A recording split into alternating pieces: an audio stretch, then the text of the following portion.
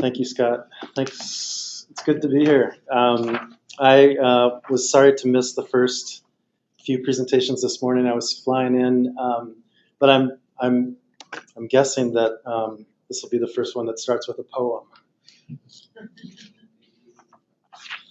This is a poem by Wendell Berry, the wonderful American writer. It's called "To Know the Dark." To go in the dark with a light is to know the light. To know the dark, go without sight, and find that the dark too blooms and sings, and is traveled by dark feet and dark wings.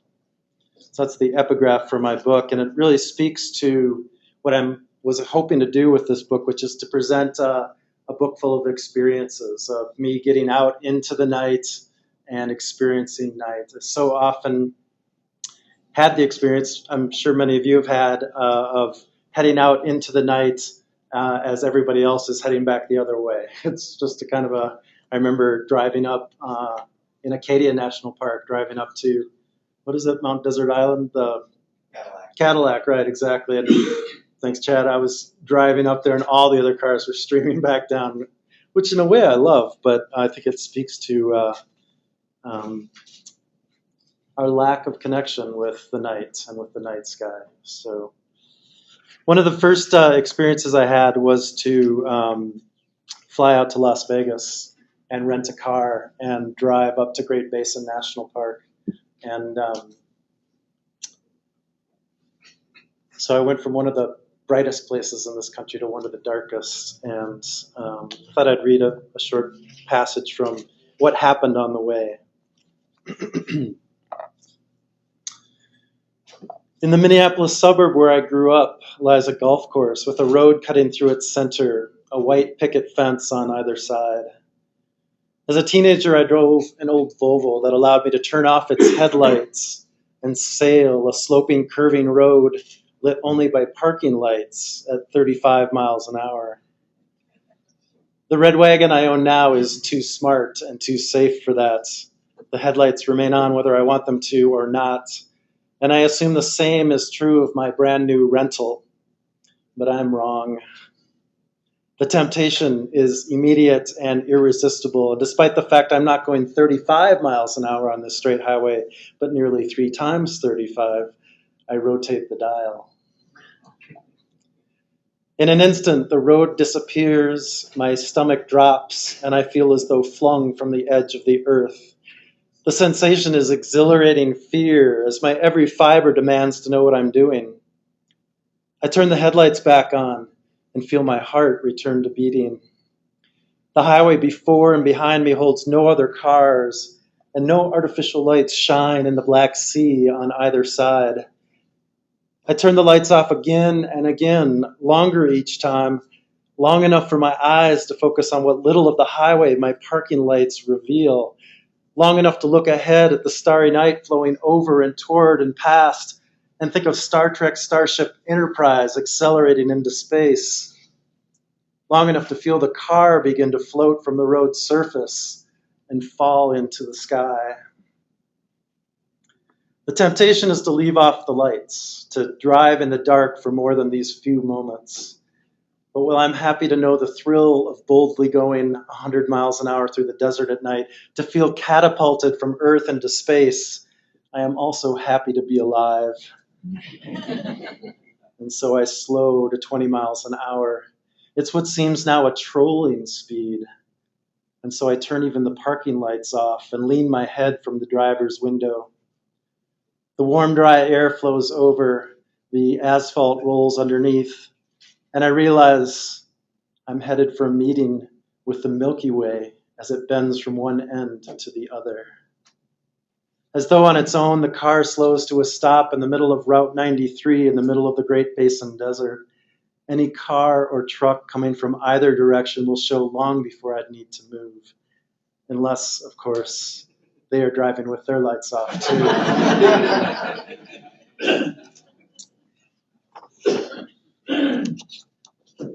Every time I read that, I think about somebody saying, "Don't read that in front of your mom," and But there in August, I did a reading in Minneapolis, and there she was in the front row, and I read it, and she survived. So we're good. We're good.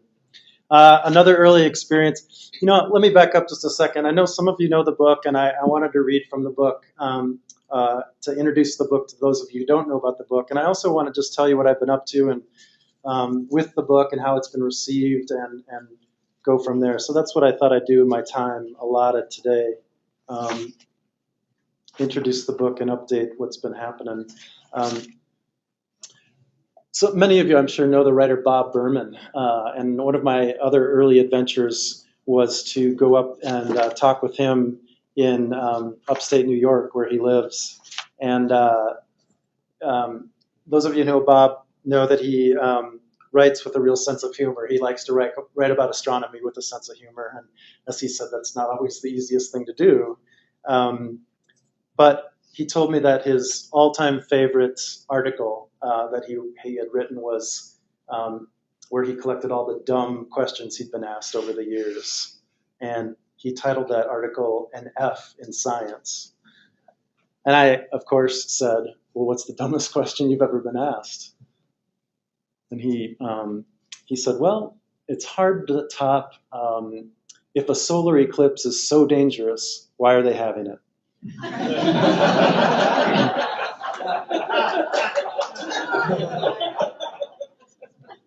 I knew that would go over well with this audience. I also really like, I think my favorite was, does Mars have a sun like our sun?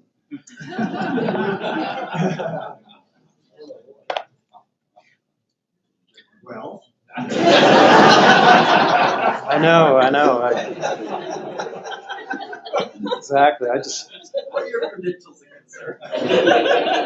I just pose the questions. I don't have the answers. But we got to talking about why do people have questions like this and how it stems from our disconnect from the night sky. We were looking at Saturn through his telescope at his, as he says, do-it-yourself observatory. And, when he showed it to me, I immediately just thought, I said, oh my gosh, just without thinking. And he said, I've shown Saturn to more than 1,000 people through this telescope, and they always say one of two things. They always say, oh my gosh, or some variant of that. Or they say, that's not real. Yeah, or they accuse him of putting a picture in there. And, why is that? And we were talking about how we've lost the firsthand experience of the night and of the night sky. And I told Bob about an experience I had that I'll never forget. I'm so grateful that I've had. And I'll read that section to you. The most beautiful starry night I've ever seen was more than 20 years ago when I was backpacking through Europe as an 18-year-old high school graduate. I had traveled south from Spain into Morocco and from there south to the Atlas Mountains at the edge of the Sahara, to a place where nomadic tribes come in from the desert to barter and trade, a place that when I look on a map, I can no longer find. One night in a youth hostel that was more like a stable, I woke and walked out into a snowstorm. But it wasn't the snow I was used to in Minnesota or anywhere else I'd been. Standing bare chest a cool night, wearing flip-flops and shorts, I let a storm of stars swirl around me. I remember no light pollution. I remember no lights. But I remember the light around me, the sense of being lit by starlight, and that I could see the ground to which the stars seemed to be floating down. I saw the sky that night in 3 dimensions. The sky had depth, some stars seemingly close, some much farther away. I remember stars from one horizon to the other, stars stranger in their numbers than the wooden cart full of severed goat heads I'd seen that morning, or the poverty of the rag-clad children that afternoon, making a night sky so plush it still seems like a dream. So much was right about that night. It was a time in my life when I was every day experiencing something new.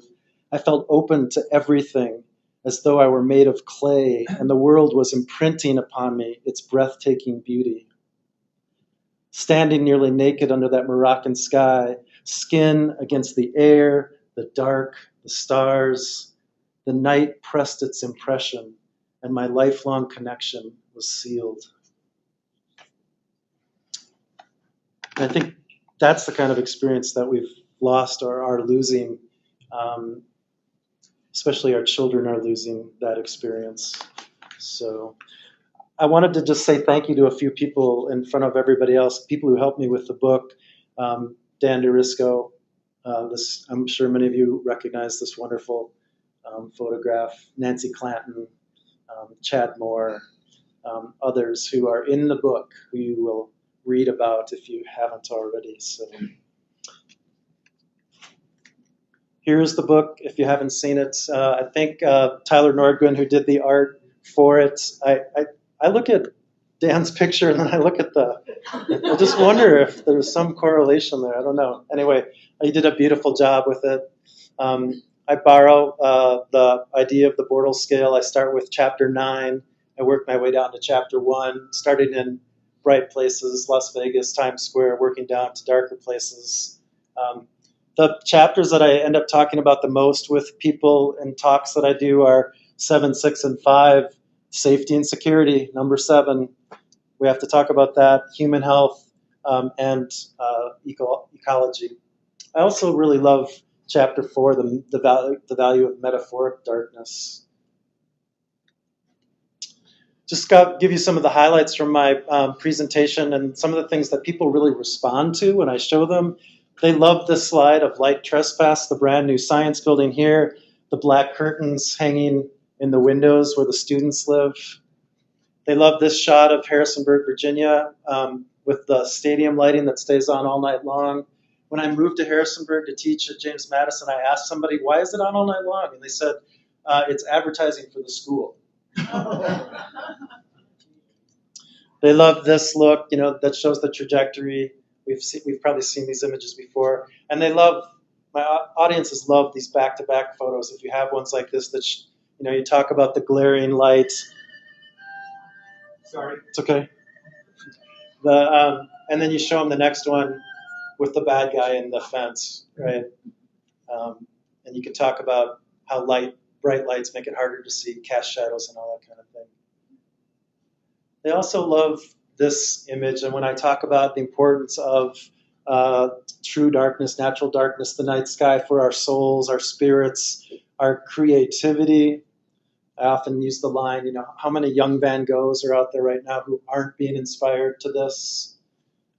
And then they like my little story about, I talk about going to Arles to see the spot where Van Gogh painted this. Very excited to go to that spot, to be there, wait until dark. I go there and this is what I find. So that's the little poster that says, on this spot Van Gogh painted blah, blah, blah, but you're so blinded. And then they like this, maybe I'm the only one who likes this story. I wanted a picture of the ocean, of the night sky over the ocean. I took one off the web. I didn't see the woman in the bikini down here at the bottom. Yeah, sure. Well, you're onto something because, of course, I've shown this slide 25 times since then. I could have taken it out, but I like it, so there it is. So what have I been doing? I've done about 24 radio interviews on NPR. The book has been in Reader's Digest and many other places. We've sold translation rights in Japan, Korea, Taiwan, the UK. The German edition comes out this summer. It's called Die Nacht, the night. And I think the subtitle is Journey into a Disappearing World. But it's in German. I don't know how to say that. But and the paperback comes out this summer, this next summer. So I always wanted to write a book to do what I could for this issue, to speak for especially the animals and the birds, the wildlife that I love that can't speak for themselves. And I'm trying to do everything I can. I'll go anywhere to talk about this. I'm leaving Phoenix tomorrow to fly to New York City to chair a panel on this, and then flying back here to talk Monday night in Tucson. If you all have places you want me to come speak, we'll come speak and read and present. Please help me spread the word. in your groups, in your newsletters about the book. Go on Amazon, write a review if you like the book. The book is available. It should be in your bookstores. It's available as an ebook. And thank you. Let me close with a short reading that will take us back under the moon and take us to northern Minnesota, where I grew up, and the night that I know best. This is the night I know best. From the end of our dock, from the edge of the woods, from our screened-in porch, I watch and listen.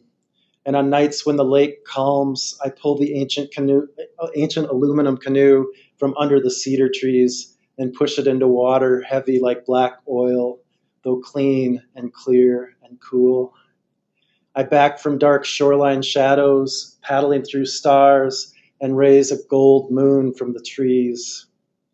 Here the moon is as it ought to be everywhere, big, bright, beautiful. It moves through its 7 phases with confidence, climbing from the woods behind our house and crossing over the lake at its own quiet pace. Its light is a gift from the sun, a reflection of the star shining on the other side of the world.